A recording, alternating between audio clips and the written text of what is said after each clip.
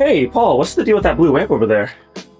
Well, technically it's turquoise and white two-tone. Looks like the interior of a 57 Chevy Bel Air. This is a Tone King Imperial, the Mark II version, meaning it has a built-in Tone King Ironman attenuator. I bought these amps back when Mark Bartel built them in Baltimore himself. He's since sold the company, and then it was sold again, now built by Boutique Amps out in California. I was his first dealer. Everybody knows him for his famous Bartel amplifiers, and we did, of course, our Chuck Levin's Chuck exclusive Blue Run with some modifications, which he was nice enough to do for us. I saw this amp and his bigger amps, the Continental and the Galaxy, at the NAMM trade show. God, it had to be 25 years ago. It's been a minute. Of course, being an old person, I was enthralled by the 50s vibe.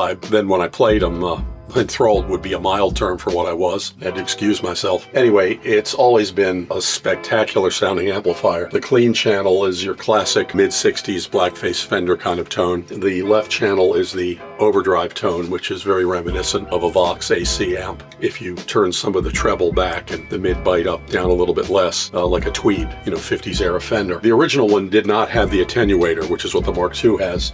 So to get the drive channel, you had to run it pretty hard, and it was a gorgeous sound once you did, but it hurt. Now with the attenuator, because Mark Bartel is brilliant as a designer, this one, of course, you had to turn up to drive. This one, people just wanted it to sound like a really clean 60s Fender amplifier. But with the attenuator, you can assign it so that it only is on this channel, so that way you can have your cake and eat it too.